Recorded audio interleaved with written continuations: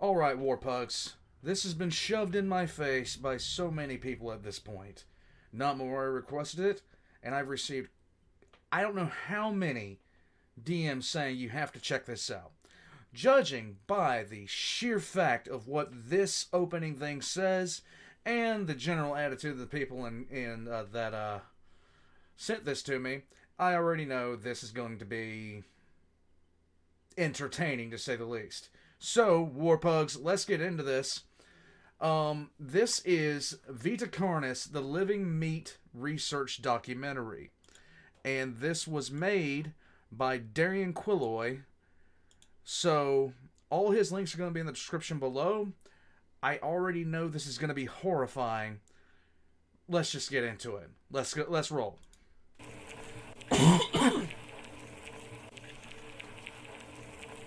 Lovely.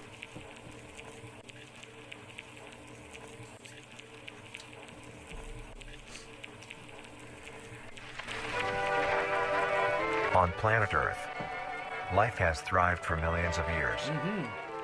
Creatures big and small have found ways to adapt and evolve to flourish in all types of environments.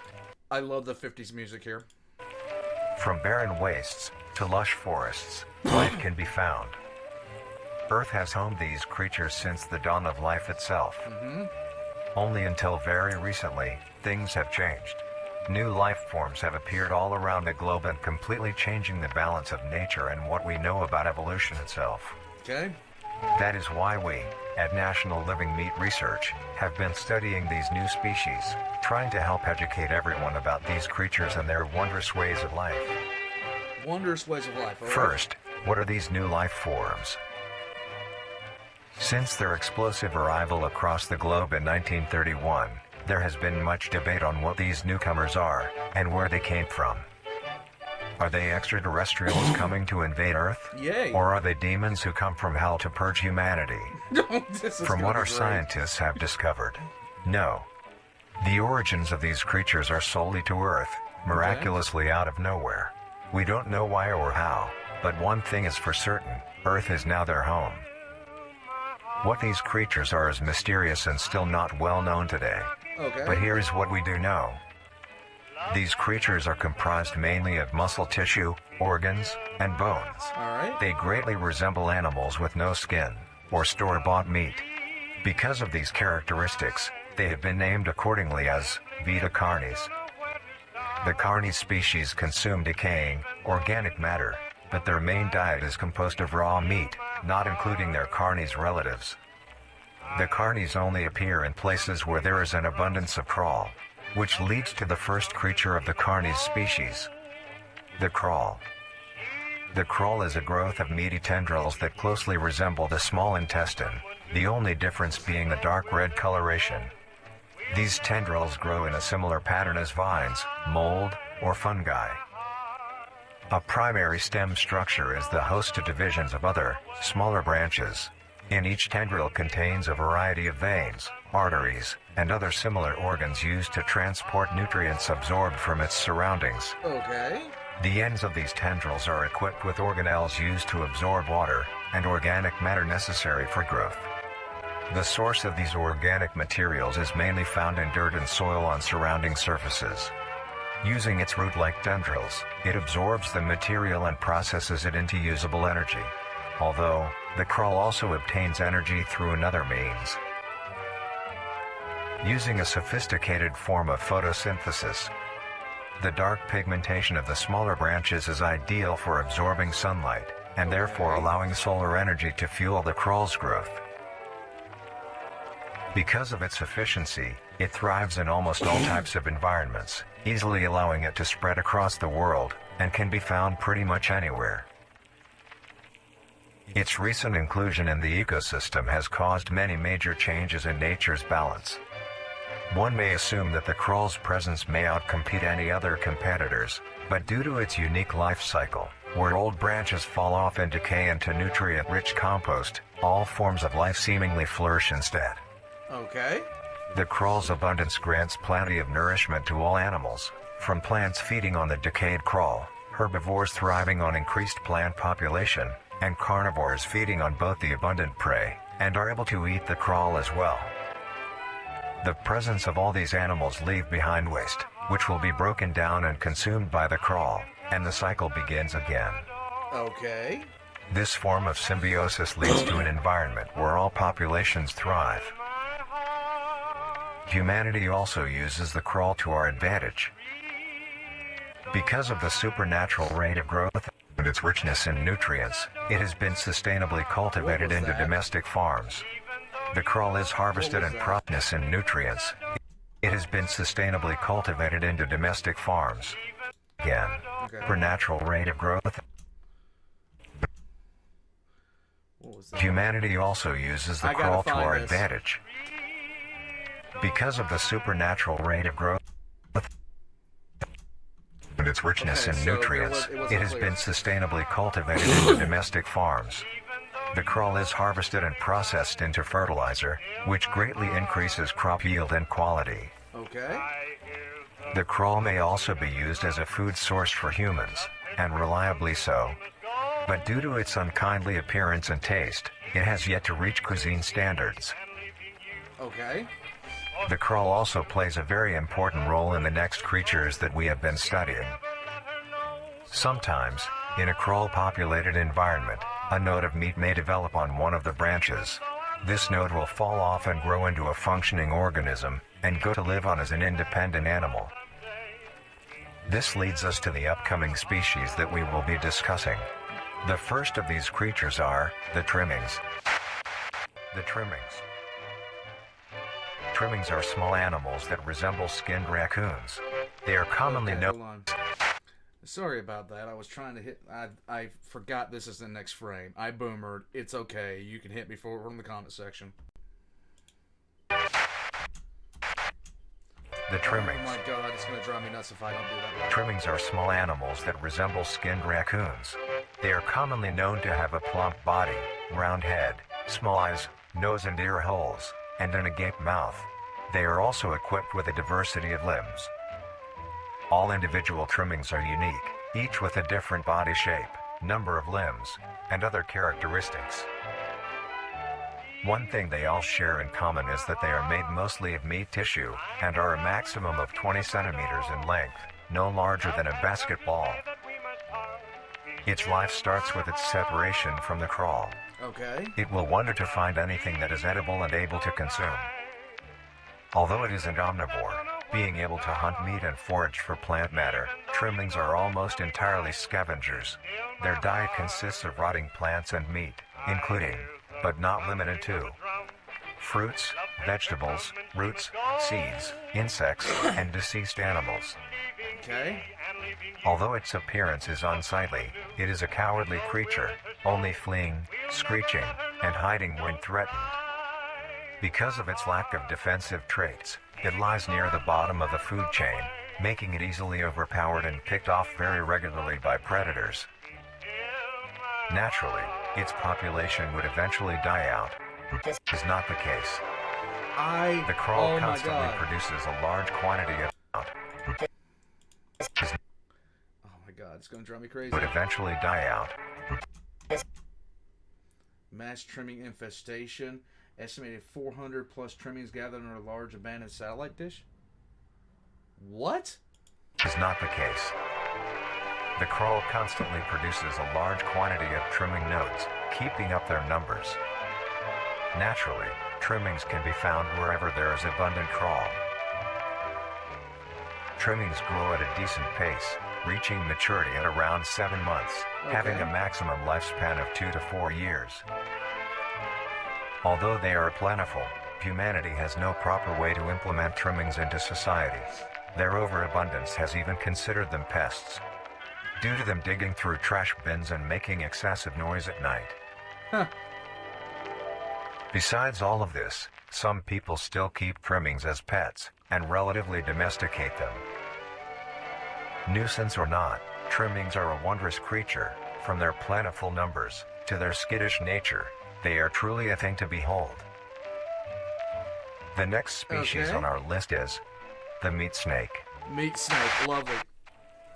The meat snake. God, this again.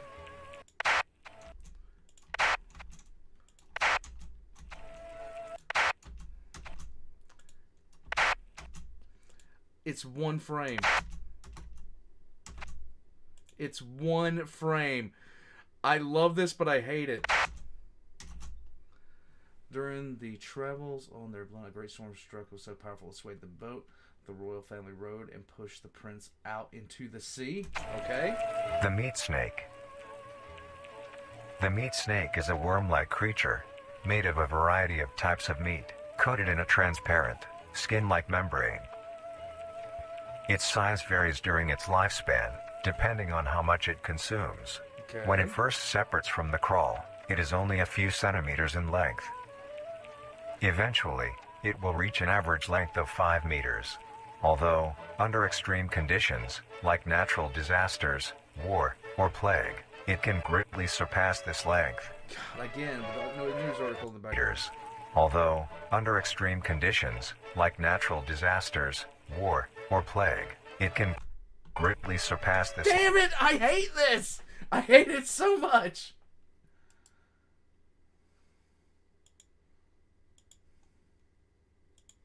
Like natural disasters, get it. war, or plague, it can greatly. I hate when people do this, but at the same time, I love it because it just makes you so much more interested in what you're trying to see. Extreme conditions, like natural disasters, guys. war, or plague, it can greatly. 1 second. 1 second. Oh my god, hold on a second. Oh my god. That just driving me so nuts that they do it like that. It's just one single frame.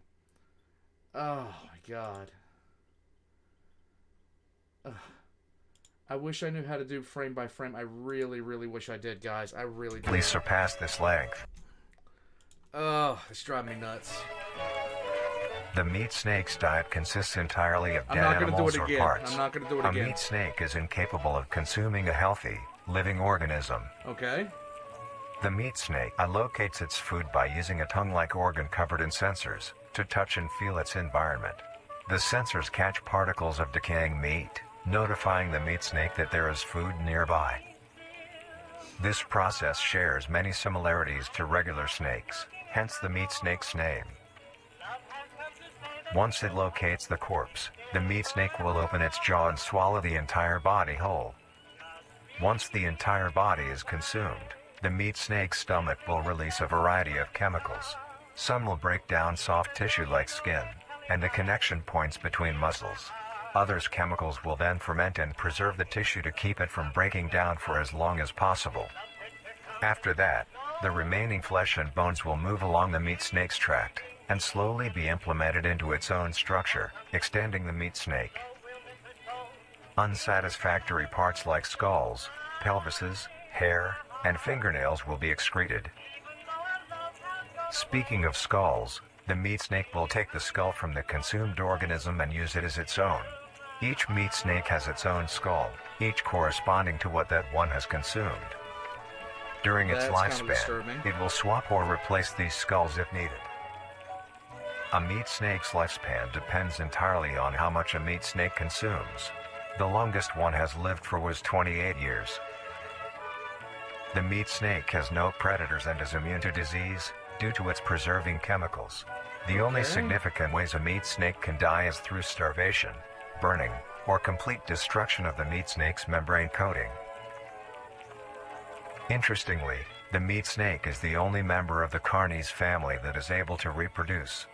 When a meat snake reaches an excessive size, and is in the conditions to do so, it will commence mitosis, splitting itself in two. Then the now two meat snakes will go on their separate ways and live on as two distinct organisms. Okay. Meat snakes can only be found in moderate temperature climates, not too hot, not too cold. Their population depends entirely on the amount of corpses available. Where there is death, there are meat snakes. Humanity will use them to our advantage. Meat snakes are a very efficient and clean way of disposing of any meat products. The preserving fluid within the meat snake's body disinfects the carrion, preventing the spread of disease. Humans use meat snakes in butcher shops as a waste bin, dispose roadkill, within war on the battlefield to dispose of festering bodies and parts, and within zoos to dispose of deceased animals. They are extremely tame, not caring if any creature is around them, only acting defensively when it is within consuming a meal. This means they are very easy to tame. Overall, meat snakes are a marvelous creature with a very interesting way of sustaining itself. It is an amazing experience to encounter one, as long as you don't mind the smell. Our next creature is the mimic. The mimic. Oh god, that's The not mimic right. is a bipedal creature with uncanny similarities to... Alright. Oh my god,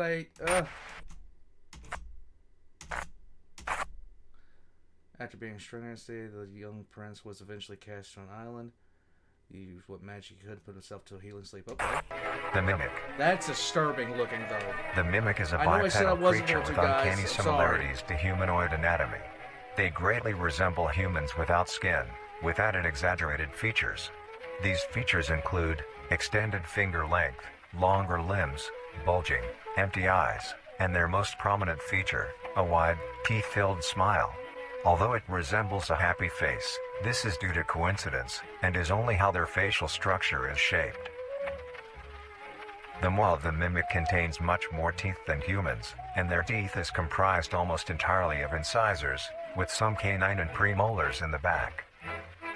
This tooth composition is ideal for biting down onto meat, and swallowing chunks whole. A mature mimic's diet is comprised entirely of human flesh.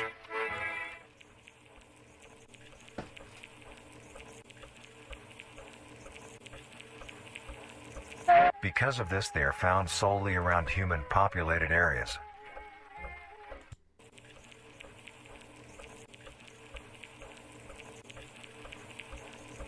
Because of this, they are found solely around human-populated areas. The mimic's life cycle is made of 3 stages. That's messed up. In the first stage, a young mimic separates from the crawl. They closely resemble their trimming relatives, but are thin, sleek, and only have 4 appendages. In this stage, the young mimic will hunt small animals, moving on to larger and larger as they grow. Once large enough, it will begin metamorphosis into the next stage of life. Once fully transformed, it will resemble the description mentioned in the beginning. Its hunting style changes and becomes much more complicated. It now stalks and feeds only on humans. It will locate human-populated area and begin its search for an easy target. To blend in, it may use objects to conceal itself. These include clothing, mannequins, and furniture. Once a target has been found, the mimic will observe its prey and learn its routine and when it is most vulnerable. This is typically when the human is asleep at night. Oh, hell no. Once the prey is within position, the mimic will advance silently until it is close enough. The mimic will then execute and immediately begin consumption. Once the mimic has had its fill, it will leave the scene, a fair distance away from the human population, and begin to digest its meal. Although, in the case that a human is awake, a mimic will use a variety of sounds to either lure or startle prey into cornering themselves. Once a human is in place, it will swiftly attack and kill the helpless target.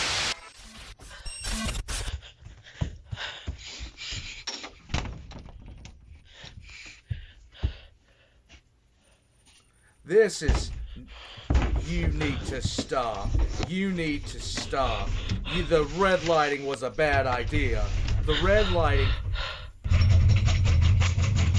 was a bad idea.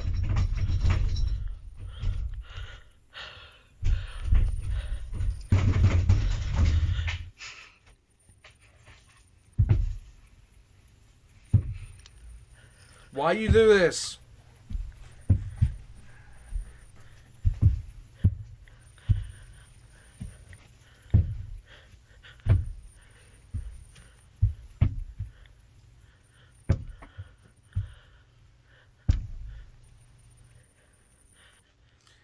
I'm about to fight somebody.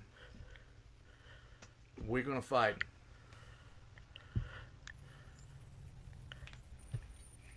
No?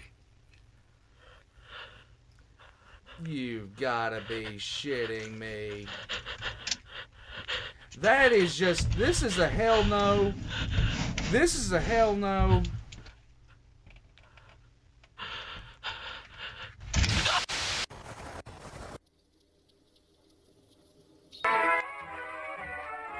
The next stage of the mimic's life cycle has two potential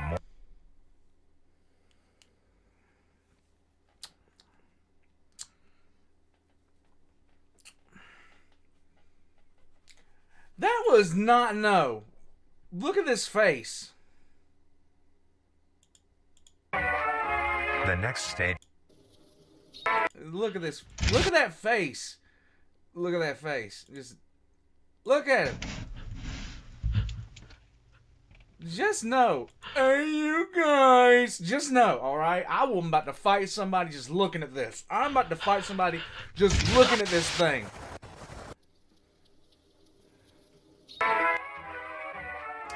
The next stage of the mimic's life cycle has two potential morphs it may It's develop one of these into. videos.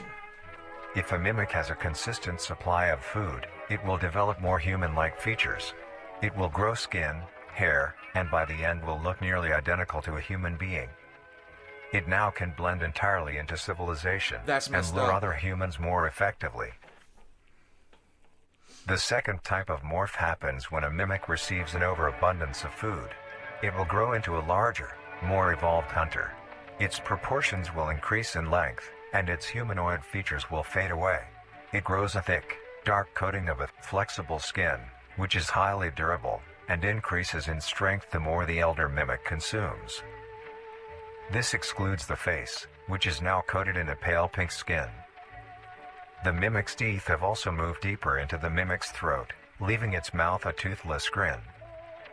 It uses the dark hue of its skin to hide seamlessly within a dark environment. Its skills have also been heightened. This makes an elder mimic one of the most efficient predators on the planet. Because of the obvious threat this poses on humanity, nations around the world have released instructions on how to be able to fend for yourself in a mimic encounter. Really? Here are the instructions. 1. Avoid going out alone if your location is known to have mimics, or there have been mimic sightings. 2. If you encounter a stationary mimic, seemingly unfazed by your presence, quietly leave the location and alert your local authorities. 3. If pursued by a mimic, get yourself into a position where you are able to flee. Mimics will rarely attack if a person has a clear escape route. 4. In the event that you have been cornered by a mimic, roll into the fetal position, protecting your neck, face, and vital organs from attack. Make as much noise as you can to alert any other people. 5. If you have a weapon, do not use it. A mimic is fairly resilient, and any strikes or shots on a mimic is not effective enough to bring it down in time. Instead, use it as a barrier between you and the mimic to block any attacks. 6. In a situation where a mimic is hunting in the immediate area, and is not aware of your position, hide somewhere low, like under a bed or behind other furniture. A mimic will not linger too long to search for prey, and will move on. Be safe, and avoid any encounters with a mimic at all costs. Next What up, in the the hell? harvester. The harvester. The what?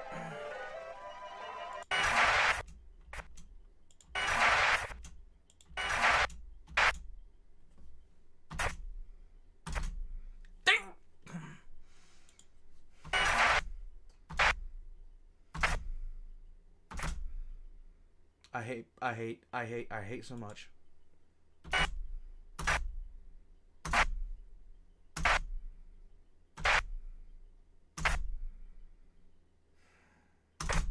Ah!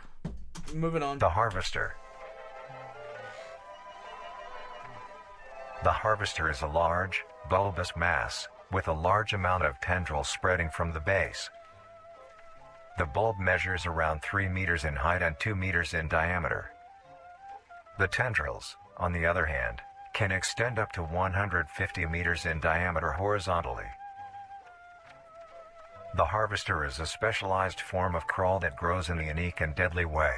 A harvester is created when a node that will grow into a harvester, instead of separating, continues to grow. Eventually, it will grow tendrils of its own. It uses the energy provided by its mother branch and expands its reach further. Its tendrils, hidden just below the surface of the ground. The harvester is equipped with two types of specialized tendrils. The first type is bulky and flat. They lie the closest to the surface. These branches are lined on each length of the tendril with spines, extending in the shape of a bear trap. On each side of the branch, those particular spines have a vein that feed into them, that pump two types of venom. On one side, the spines can inject a neurotoxin, which will attack the nervous system of whomever it is injected into, causing sudden paralysis.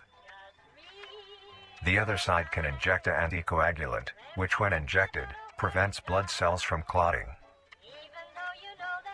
Whenever a large animal moves across the area armed with these tendrils, the branches will clamp onto the animal and thrash violently. Once the prey has been injected with both venoms, the tendrils will rest and the prey will immediately collapse. The animal will be unable to move due to the paralysis, and the wounds caused by the thrashing spines will not stop bleeding. All the prey can do is lie patiently, until succumbing to blood loss. Once the prey has bled out, the second type of tendrils come in. They lie below the spine equipped once. These branches are thick, but very sturdy. They share similar anatomy to the small branches of the crawl, equipped with organelle that absorbs nutrients. These tendrils sense the blood, and move their way to the surface and begin to absorb the vital fluid. Once the blood has been consumed, the tendrils will wrap around the body and begin to shuffle downwards. This movement loosens the soil and slowly pull the body underground. Once secure, the tendrils will continue to feed until there is nothing but scraps.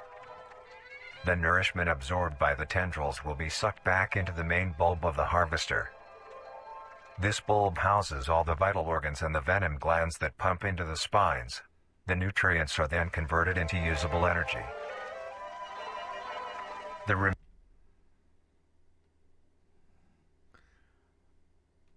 Oh my God.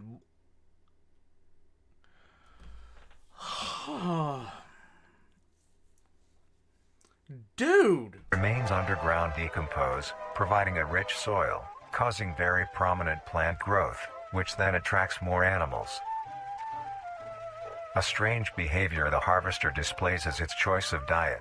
The spines will only activate on larger animals, allowing smaller ones to pass by unaffected. The spines will also not activate on some species of bird.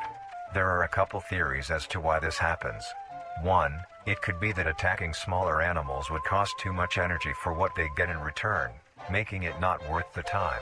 Okay. Another could be that smaller animals may attract larger animals or predators, allowing a safe place where prey may thrive and lure more predators. It truly is astonishing. Although it is a spectacular creature, it is also very dangerous. Really? The harvester is decently rare, only populating sparse areas in the northern hemisphere and woodland forests. If you are stung by a harvester, there will be no way of helping you, being that there is no cure, and fatality is 100% positive. Lovely. The best thing you can do is avoid encountering of helping you, being that there is no cure, and fatality is 100% positive. I missed it again, did I? Yeah, I missed it again. Is it 2301? 100% positive. I missed it again. Fatality is 100% positive. Family attack harvester with authorities refuse to handle the harvester. Okay. The best thing you can do is avoid encountering a harvester in the first place. Okay. If you are hiking, take note of any warnings or signs saying that there are harvesters around. If you also notice an abundance of lush, ground-dwelling plants in a forested area, and there are no signs of wildlife, this is suspicious and you should leave the area, staying close to the base of large trees or rocks. If you find yourself in the middle of a harvester ground, do not panic. Sudden movements may activate the tendrils and will inject you. Although a harvester is rather forgiving, do not risk any skittish movements. Remain calm. If you have any objects with considerable heft, like coats, backpacks, or full water bottles, gently take that object and lightly toss it towards the bulb, and away from your escape route. This will activate the spines on where the object lands, distracting the bulb for a moment. You will then slowly begin to do wide shuffles away from the bulb. If possible, throw another object when you are certain you are a fair enough distance away, just to be safe. Continue until you are completely sure you are out of harm's way. You may come out unscathed, but don't be too obnoxious, or you will be a harvester's next meal. Okay, that's just absolutely lovely. This is the fact that it's a text-to-speech device giving you this briefing makes this somehow 50 times creepier, and the music in the background does it too. I absolutely love this so far. This is really good. And the thing about it is, he's not making all of them like horrifying. In fact, the only really horrifying one so far is the mimic. But it's just disturbing enough to where it gets to your, like, the mimic is bad enough. The rest of the creatures, they have a vibe to them. I'm loving this so far. Like, two of them are not dangerous. One of them is extremely dangerous. One of them is only dangerous if you screw with it or get too close. So, here we go. Next up is the host. I already know.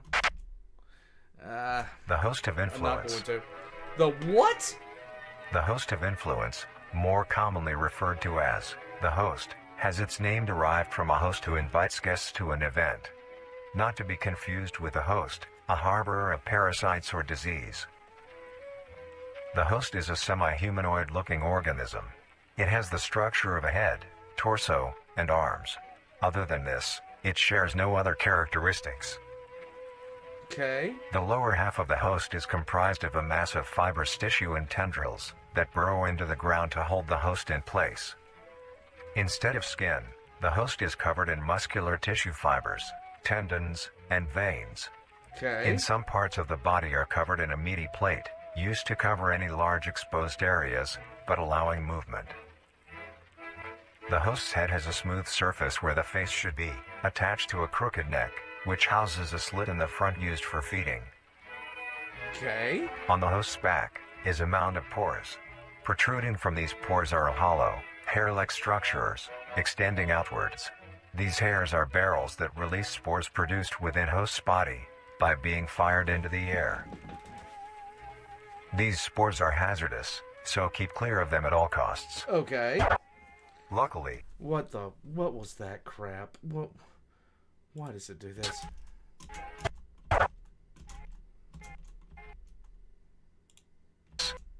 so keep clear of them at all costs.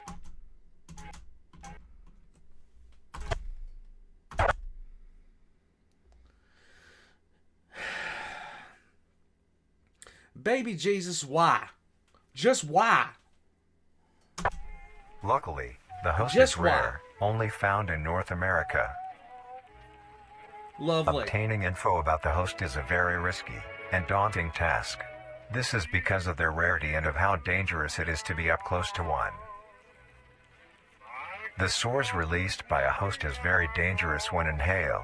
Okay. A host will release a cloud of spores into the air, which will be picked up by wind and carried great distances. If an organism inhales the spores, the particles will find their way into the organism's brain and infect them. An infected organism will show no symptoms of infection right away, but a couple hours after infection the infected organism's behavior and thought process will change.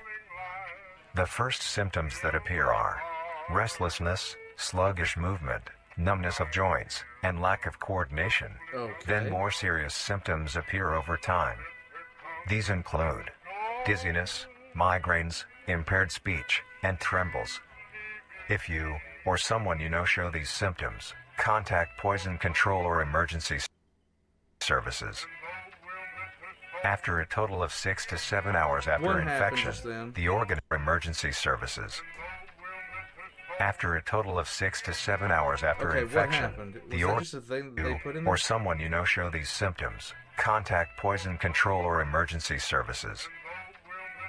After a total of 6 to 7 hours after infection, the organism will cease all activities they were previously doing and begin to walk. The direction the infected will walk is towards the host whose spores have been inhaled by the infected individual. Really? If the infected makes their way to the host, they will kneel down in front of it, expose their vital organs, and the host will promptly gut and remove those organs. The host will consume them and discard the leftover scraps. However, if an infected organism doesn't reach the host within a 36-hour span or is treated for their infection, the effects will wear off and return back to normal. If a host is unable to find prey or doesn't like its current location, it will unroot itself and move to a new location. Their scarce numbers and the hazard of being around one makes getting info about the host very daunting. All you need to currently know is that the host is extremely dangerous and should be avoided at all costs. Next, the monoliths. What? The monoliths. The monolith is a very new creature, only showing up in June of 1972, in the area of. There are only 7 monoliths, all of them located in a circular position, 1.5 kilometers in diameter. This ring of monoliths surrounds. The monolith is a Titanic-sized being, measuring roughly 120 meters in height.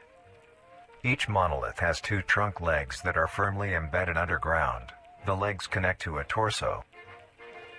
The creature itself is made of hundreds of thousands of meaty strands, tightly woven together to form the structure.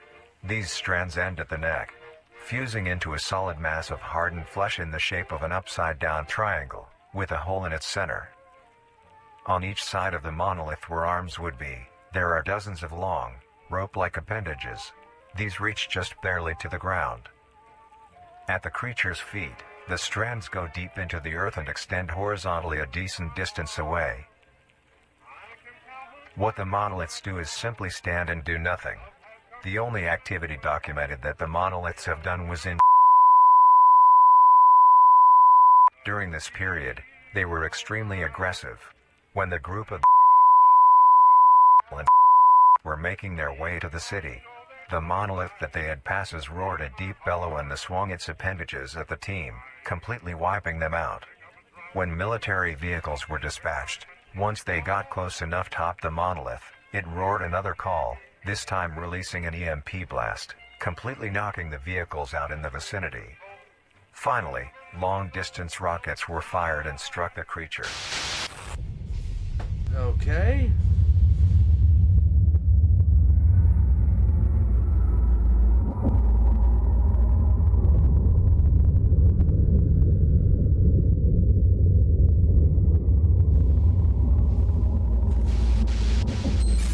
Although damaged, it regenerated at great speed and resumed its stance unscathed.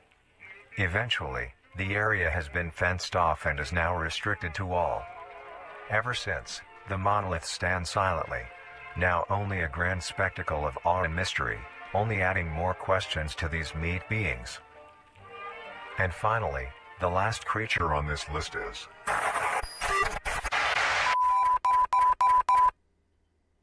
The Singularity is an orb comprised of a dark-colored mineral with hints of luminous colors within its core. The Singularity is estimated to be 1 meter in diameter. The orb has several unique qualities that are not well understood. The Singularity typically can be found suspended in air by an unseen force. There are also a variety of reading that has been done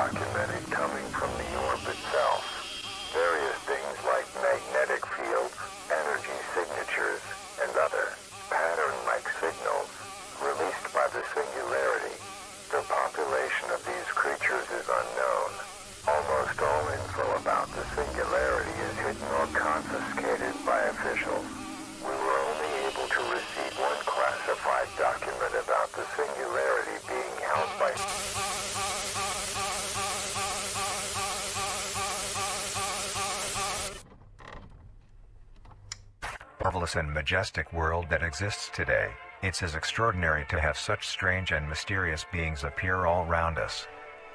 Thank you for joining us on this journey of exploration and discovery of the lives of these living meat creatures.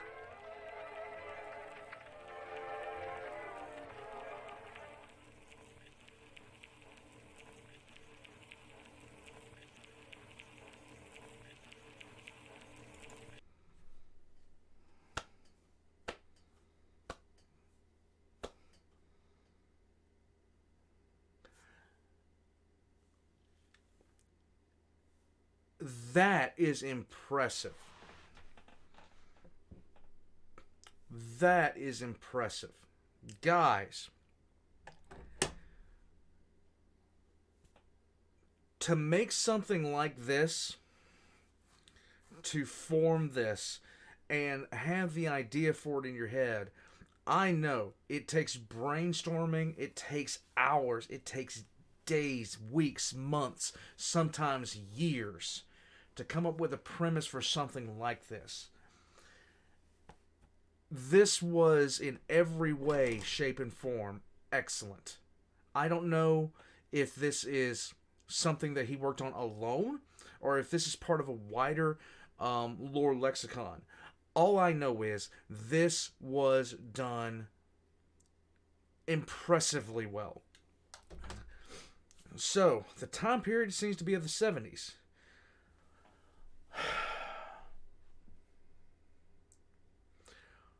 First of all,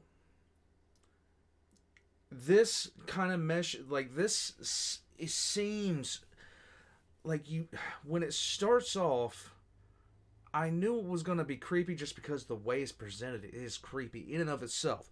A text-to-speech device and the art that he was using, that's good enough on its own.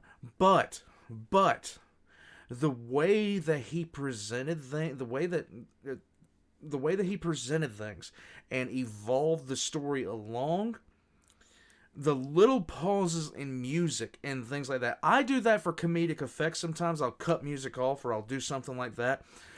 But he set an atmosphere throughout this. He set an atmosphere of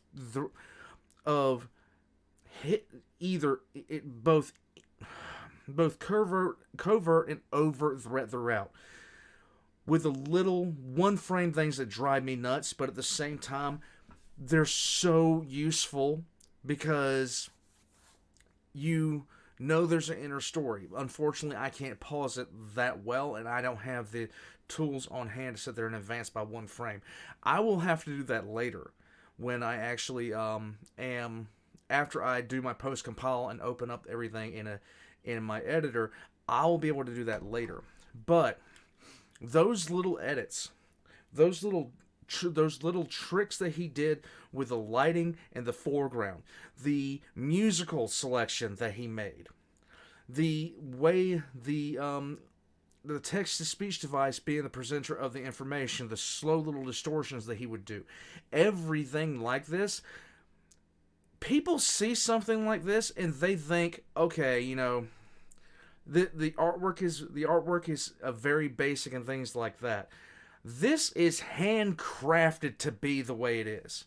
And legitimately, oh my God, it's so absolutely wonderful. The little cut in of the actual scene made this so, this was just creepy.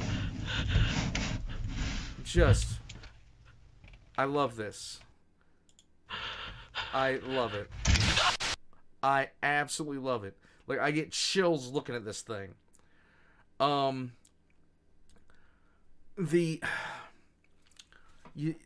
man, I can't explain how much, as an editor, I appreciate this.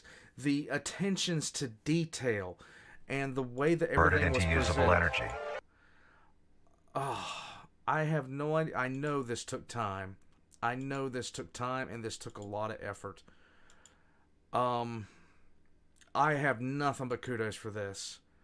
And I don't know if this is part of a wider thing or if this is something that was, pulled from other areas. I just don't know. This is my first exposure to this, and I gotta tell you, it was bone-chilling, and I absolutely loved it. Guys, I am gonna be putting the creator down below. 1 second. Be getting back to his name. Darian Quilloy. I'm going to be putting him down in the description down below. As soon as I get done with this video, I'm going to go subscribe to that channel. I want to see more of this. This is absolutely bone-chilling. I 100% love this. This reminds me of SCP in a lot of ways. This really does. Especially at the end where everything was redacted. Everything was starting to get redacted. There was a lot of censorship, a lot of things like that. And the best part about it was, it started with a small, little, insignificant, little, about the size of a small rodent, thing that just ate dead meat. Went to a meat snake, then a mimic, and then the harvester pods, then the host, then those titan things, the, can't remember what they were called. Can't remember. Hold on. The host, the monoliths, and then the singularity. And the singularity, that is so nuts. I love how it switched there to make this this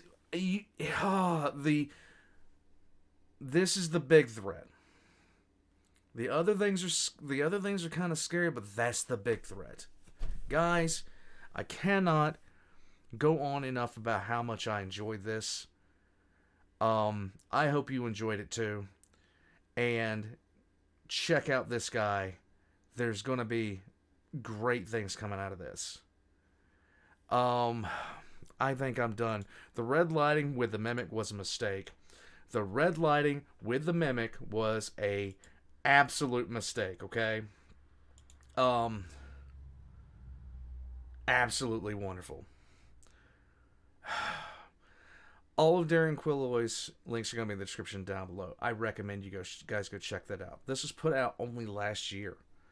And I recommend you check him out. And I recommend that you subscribe. Because if you're into kind of creepy stuff, he set an absolute vibe for this that I absolutely love. My links are going to be in the description down below as well, including links to my Patreon, links to the Discord, so you guys can jump in and make requests of your own to sit there and mess with my head. And, of course, if you'd like to support the channel, guys, just hit the buttons down below for the like, and I am done. This was great. I will catch you guys next time. This was phenomenal. Why did the mimic look like a paralysis demon? I'm just saying.